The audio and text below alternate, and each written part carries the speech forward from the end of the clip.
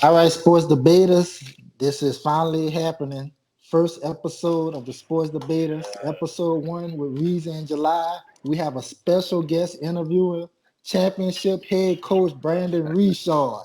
What's up, man? Man, What's up, fellas? what's going Hey, on, Brandon? man, What's up, welcome to the sport show, big debaters? dog. What's up? Now, I'm me, excited. me and me and Brandon been knowing each other for a few years, about 10 years. Funny story. The funniest memory I have with Brandon was playing basketball at Thomas Park in Lafayette. Now I'm about 21, 22 years old. He about 25, 26. Man, we was busting ass on the court, bro, I know where until you going. this van pulled up full of Chinese people. Man, we about to bust these dudes' ass, bro. But man, dudes ran us off the court, man. Boys Now had hold better up, ball movement. Uh-huh. hold up. What happened was, I, Whoa, whoa. we hooping, man. We killing dudes out there, right? And man, like about 10 Fast and Furious cars pull up, right? Like it's like it's like On the Tokyo city. Drift, right? Oh, man. So we like, man, what the hell going on, man? So like 5, 6 dudes hop out of each car. So they was deep, dog. So we hooping, man, and these boys just subbing in and out during the game, like A hockey like team.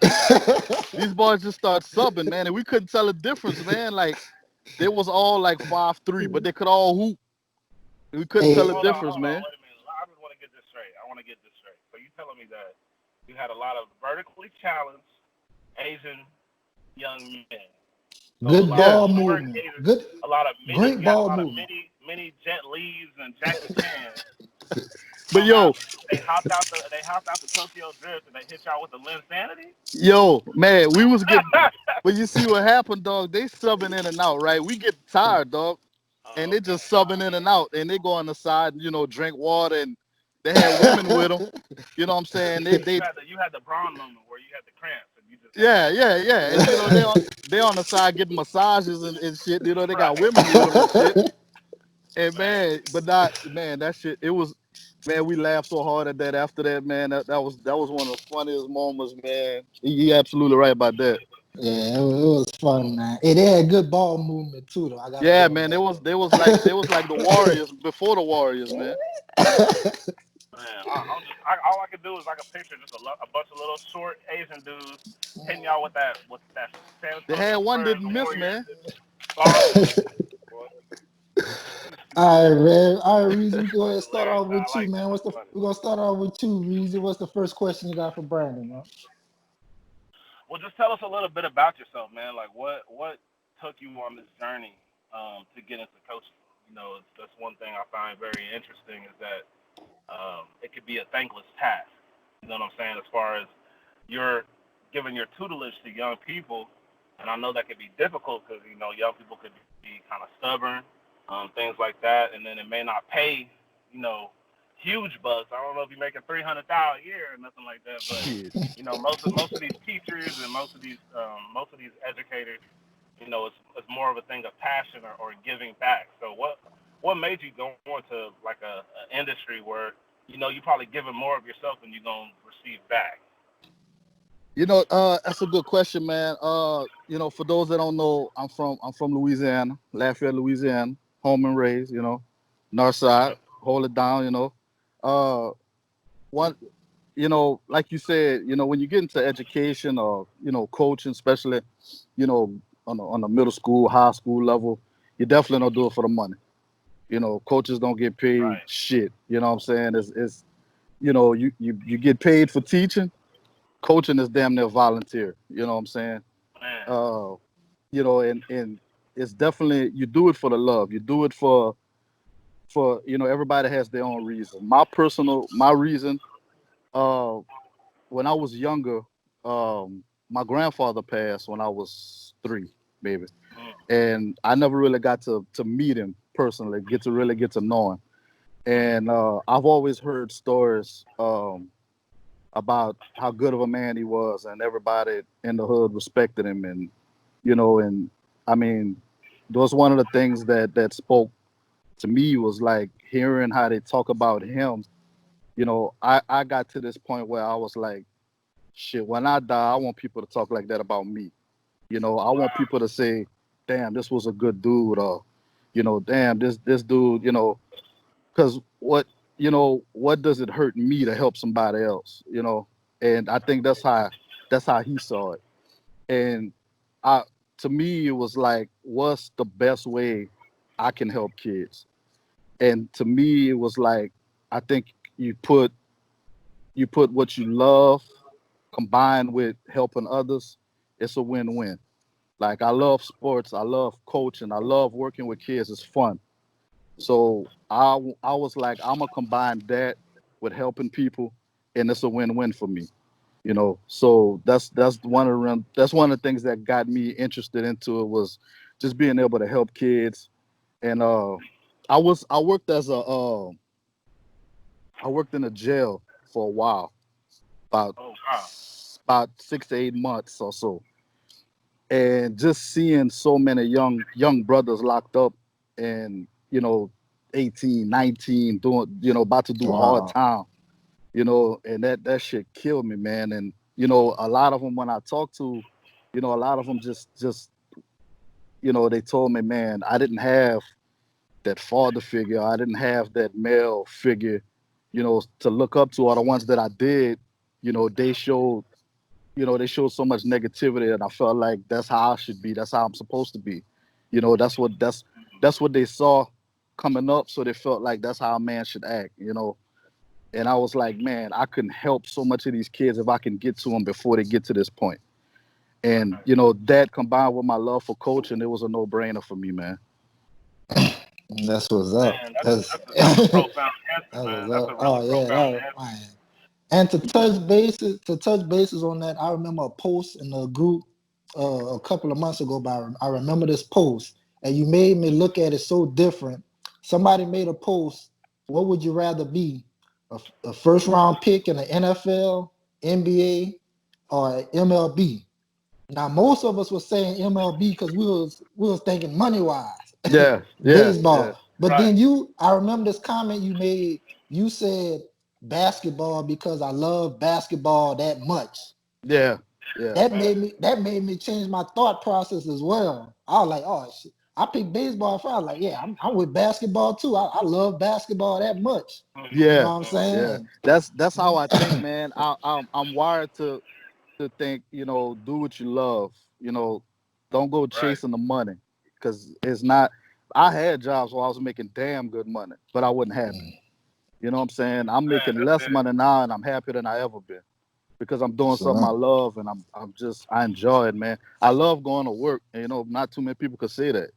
You know what I'm saying? Like, I fucking wake up ready to go to work. You know what I'm saying? I have Right. fun, and it's a rare thing, because so many people just chasing that dollar, they forget to chase happiness. Right. So how long you been coaching, Brandon? I've been coaching high school. I'm going into my 5th year. Okay. Before that, I coached middle school about 2 years. So I'd say all to, and I did a lot of rec coaching before that. So I've been coaching a long time, but Okay. I'm going into my 5th year in high school.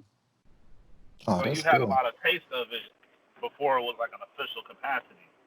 You're talking about like you were actually probably doing it just organically, what helping kids out like at the YMCA or something, or what? Yeah, What, yeah. what was the very first taste of like, damn, I'm actually coaching for free right now? Like, what was the first taste that you had when you're like, I'm really helping these kids?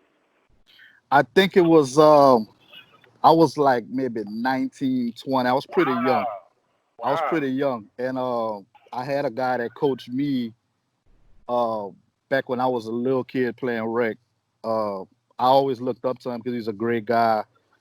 He coached a lot of people. He coached a lot of kids. Richard Gabriel, shout out to Rich. A lot of people in the group know Rich, man. He's been Okay, coaching for a long time in the area, and he's one of the guys that I looked up to when I was younger. And he saw it in me before I did, really, as far as being a coach. And he called me up and was like, man, I got this rec league. I want you to come help me coach. So that's the first coaching okay. gig I really did. And at first I didn't think about coaching. I thought I was gonna be a horrible coach. I didn't know nothing. I was like, I can't coach basketball, man. But Right. just working with him, and then once I jumped into it, I realized I knew the game more than I thought I did, and I had so much fun with it. I was like, man, I want to stick with it. Uh, That's a man, good that's answer. oh yeah, oh yeah. So let me ask you something. What is the hardest part about coaching? The hardest part, Mhm. Mm. I struggle with that question whenever people ask because I don't I don't struggle too much with coaching. I don't see a necessarily hard part. I think it's mostly I think it's the hardest part for me overall will probably be dealing with those parents that just no matter what you do, you just can't get right with them. You know what I'm saying? Like the Right. ones that think, the ones that their child really not that good, but they think he the best player ever.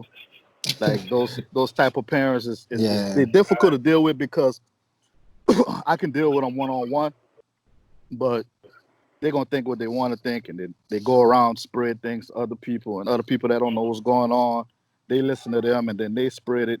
So it's like sometimes you spend time putting out fires, especially on the high school level, because it's so competitive. You spend a lot of time putting out fires that other people setting that for just Wow. unnecessary things. I think that's probably the hardest thing I had to deal with. Okay. That's kind of I like a honest. peek. That's kind of like a peek behind the curtains, though. The fact that I mean, you probably already worried about not losing games. You know what I'm saying? So now you're playing peacemaker at the same time. So you gotta kind of be emotionally kind of on an even keel, I guess, as far as like you don't want to be offended or react emotionally, because you got to be the one who's the cooler head Yeah, to definitely. prevail if somebody. So that's interesting, and that kind of blows me away that you started so young at 19, just started giving advice and stuff. So that's dope. Go ahead. Yeah, man. That's all because of Coach Rich. Like I said, man, he saw it in me at a young age, and he got me involved into it, and I loved it ever since. That's dope. Oh yeah. So I have a little girl that's 13 right now. I have a little boy that's 12 right now. Excuse me, My fellas. It's good. My little girl, she started playing basketball last year, but the COVID virus, messed everything up. Man, My little boy interested in basketball. What advice would you give me and other parents to mm, student athletes? What advice would you give me about student athletes? I think the main advice I would give as far as student athletes is exactly what you just said. Student athletes. The student always comes first. mm, Always. And I think some parents forget that, because their kid might get to a certain level athletically, they pay too much attention to the athletics and don't stress the education enough. Like wow. a lot of doors. We had a kid who's playing at Dillard right now, and the inside track to him getting at Dillard was he made good grades. That's one of the. We have another kid that I posted that's going to Tulane. And that's one of the things. Tulane that's a great school. Yeah, You know, real good educational school. wise, academic wise. And that's one of the things they loved about him was as soon as they saw the grades he make and what kind Wow. of kid he was, they automatically wanted him because they saw. I mean, the athleticism was there, but his grades and the type of person he was pushed him above a lot of other kids. And I think not enough parents stress that because they got so many people that promise them things. Oh, we'll get your kid in this school, or we'll do this, we'll do that, and they just focus on just the athleticism, and they don't understand. I think sometimes some parents don't understand how important education is, no matter how talented your son is or daughter or whoever. You look at a guy like LeBron, one of the most athletic people ever knew from God knows when he was going to the NBA and make millions of dollars. He still took his friends and educated them, and Yeah, you see Right. where they are now as far as their business ventures. LeBron has Right. never gone broke, you know. man. Shout out to LeBron James, man. And I think that's one example, but plenty of other guys do it too. And I think that's what these parents need to stress because even though if your kid goes out and make millions of dollars, But then what do you do with those millions of dollars? You're going to use it or you're going to lose it.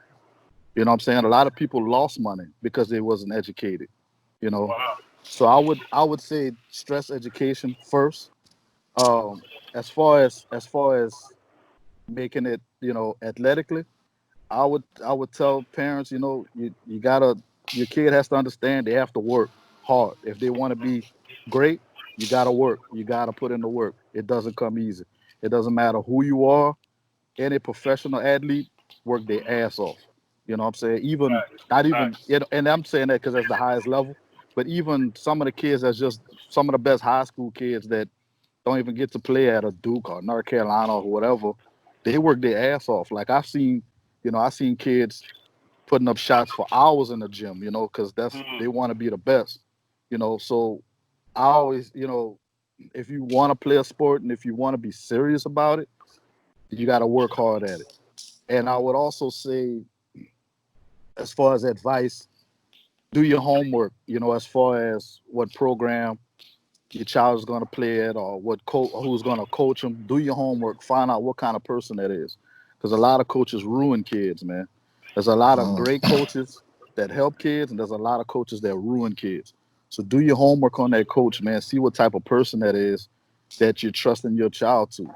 Because, on a high school level, that coach is going to play, a significant role in your child's life for 4 years, because those high school years are the years those young men those boys are training to be young men, and those are the most influential years as far as being a man. So you want to do your homework and see what kind of person you have, you know, guiding your son or daughter in those years. Man, that's a Gotcha. great point. That's a great point. So, I mean, just to kind of recap the advice, put that out there for parents or whoever else may be watching this on a different platform. It sounds like you are pointing at the academic aspect as far as not only is it an opportunity because you really just looking at the physical by you focusing on this academic, it's showing a opportunity because the schools are looking at their character. It might be a testament to the character of the child, but you're Yeah, talking about actually the long play, which is yeah, your finances in the end, actually having an education and maybe having a little bit of business acumen or a little bit of ability to discern or use your intelligence to keep your money yeah, instead of blowing it. And I do see that a lot with athletes as far as I think a great example would be like a Mike Tyson. I think he blew almost $400 million. To yeah, think about a price tag that big that you blew that many million. I mean, you talk give me 1 million. I feel like I'd be good.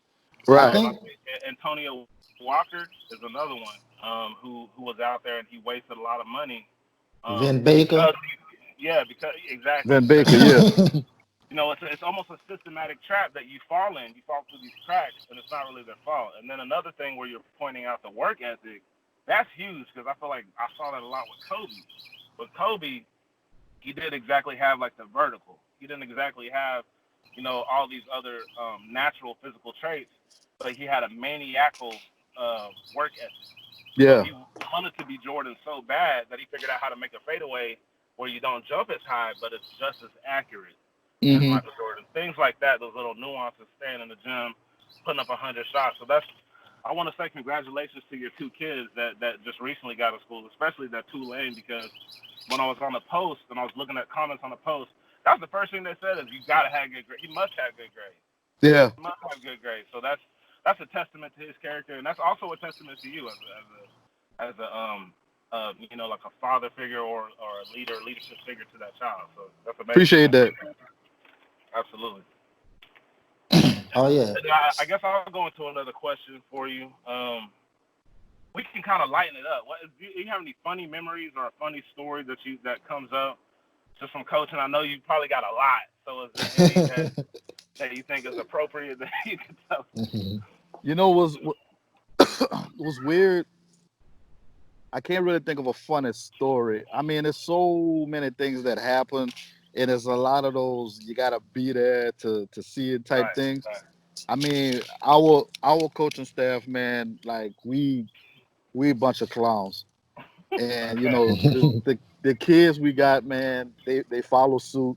They funny as hell. And I mean, we clown all day, every day. Like we make fun of teams like during games and stuff. Like I mean, we do all kinds of inappropriate stuff.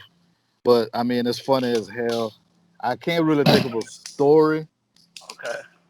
Uh I don't know. I can't think of. We just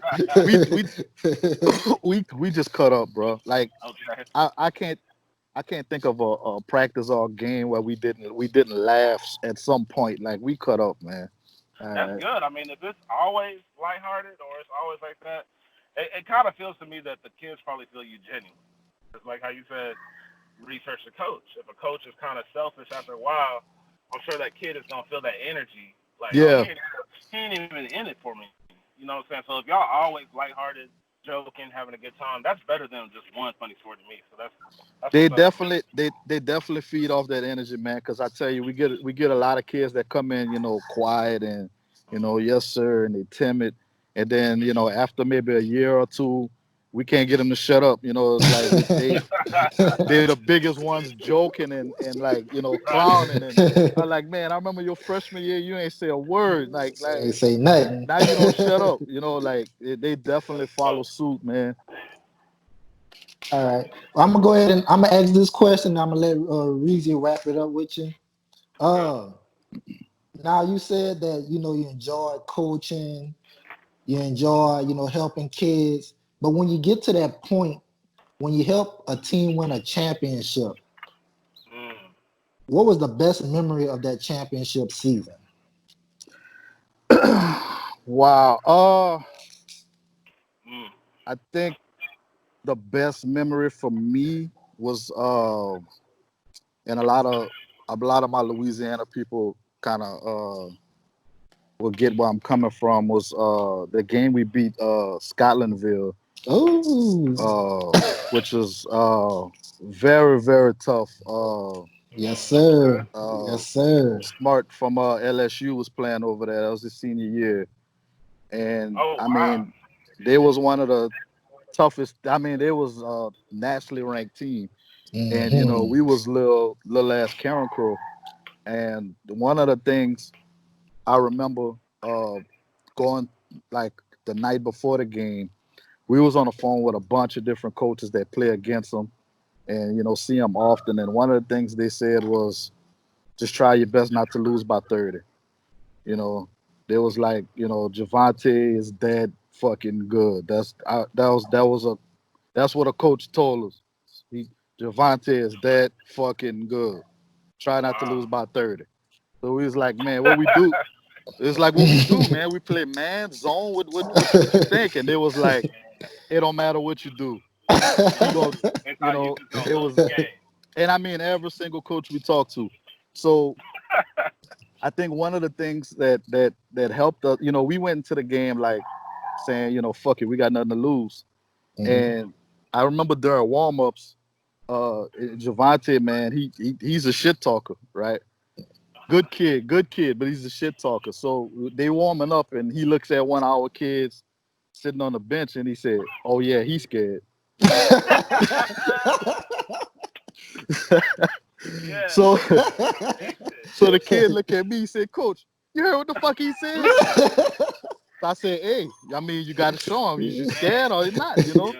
So we Right. like, man, fuck this, man. We Karen Crow, man. We ain't scared of nobody. So I mean, the kids went out there, played hard, and that year we happened to have a lot of length. I mean, we played we normally play a 2-3 zone. We played real highs, mostly like it's like a Syracuse. It's pretty much a Syracuse zone. Shout out to Syracuse, man. Shout out to Syracuse. It's a Yeah, man. I high love zone, Syracuse. and we had a lot of length, so we were able to cover a lot of the floor, and we made sure not to let Javante get any easy looks, and he missed a good bit of shots that he normally make, and we end up holding him to 12 points, and we won by a game-winning shot, Wow. Remember, and remember the that. the crowd went crazy. That's It was a game that went viral, and it kind of set wow. the tone for us for that. It was early in the season, and that kind of set the tone for us that season. It was like, every time we've had a tough opponent, we was like, man, look what we was able to do against Skylandville. Like, Exactly. if you could beat a team like that, and shit, we can beat anybody on the way of going out. That's dope. And I think that was the biggest moment because it set the tone for that season. I Gotcha. like it. Yeah. Good story. Good Measuring tape story. game. Okay, well, yeah, that's definitely that's. It sounds like you guys had like a measuring tape game, and that energy was like a momentum. Y'all just rode that wave to that championship, so that's dope. Um, okay, so yeah, before we let you go, man, first of all, I want to thank you for Oh, coming and out. quick note, Go ahead. Skylandville did pay us back. We played them this year and they beat us by 40. Dang, They Hey, that they don't did count pay you though. us left back. that out. They didn't beat You the would have left that championship out. team though. They didn't They, beat the they didn't championship beat team that though. team, but they beat us by 40. So they paid us back. Hey man, but hey, I look at it like this: if all them coaches say you're supposed to lose by 30, you won a championship, and nobody take that away. So that's that's a memory. That's a memory. I mean, a game winning shot. That's very memorable. Like so, you said everybody was excited, jumping around.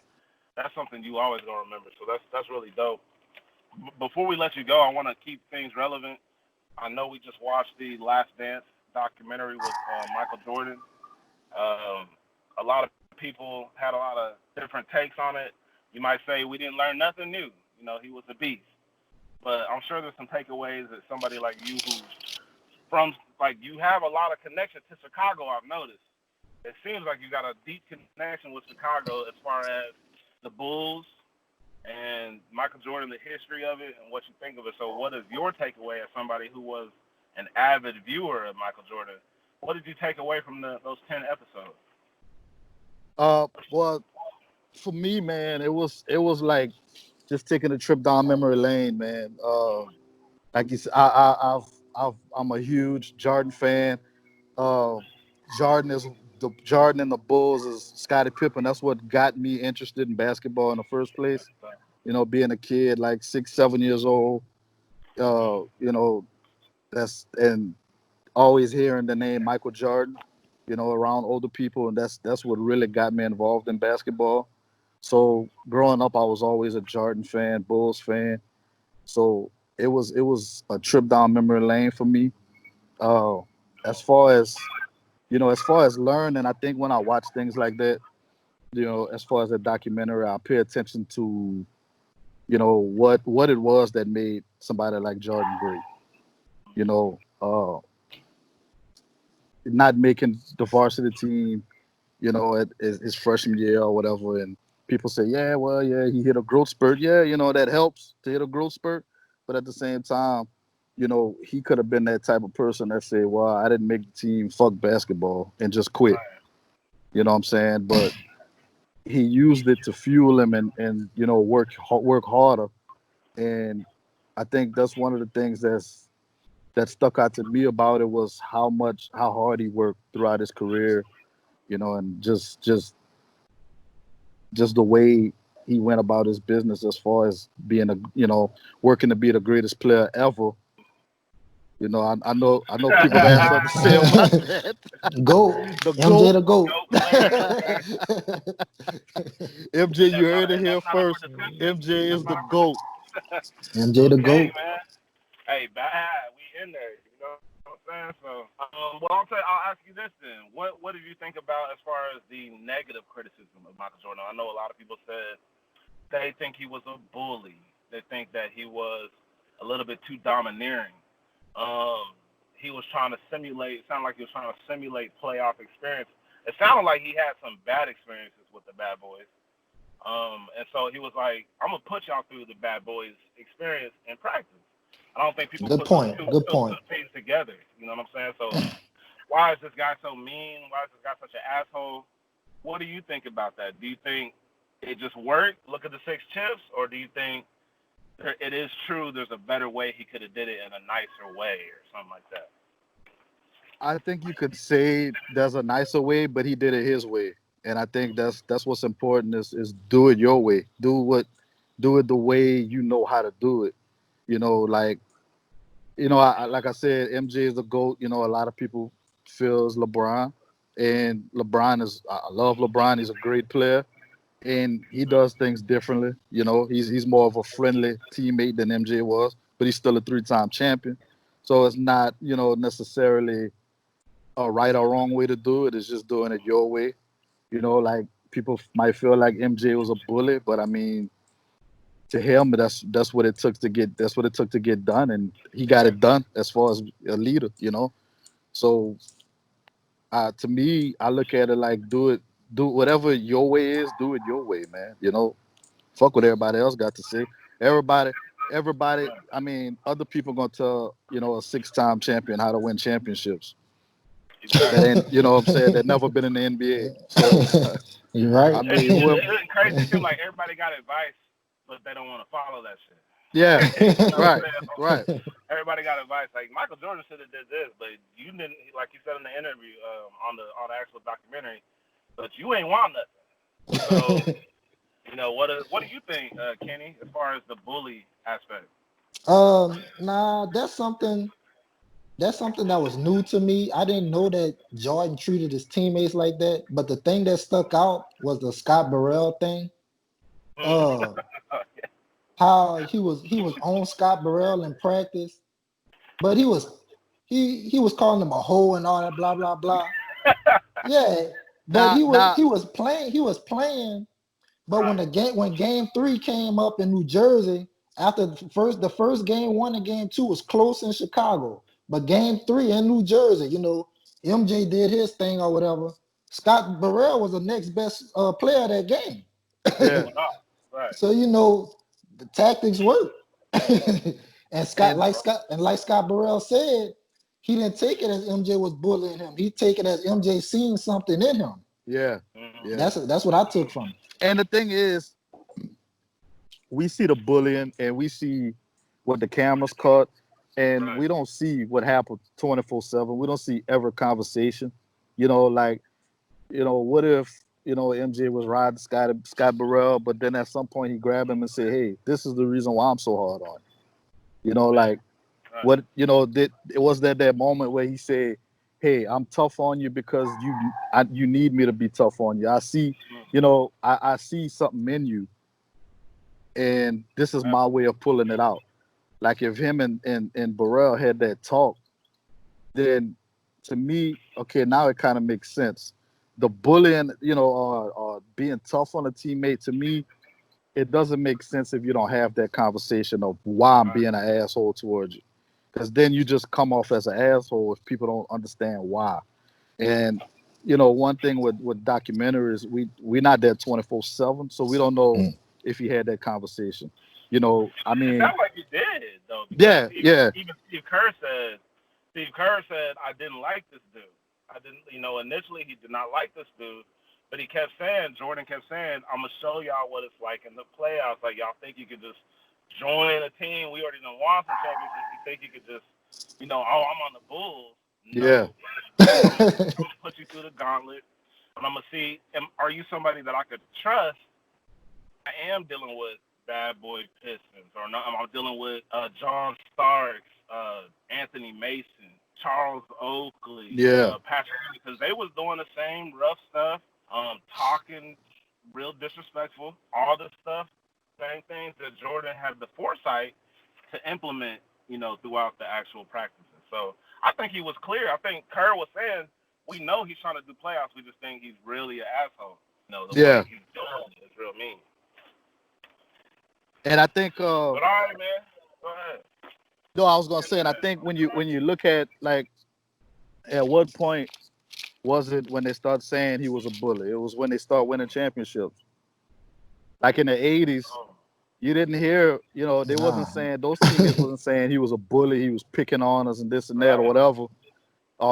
People, the Michael Jordan people was saying was a bully was the one that started winning all those championships.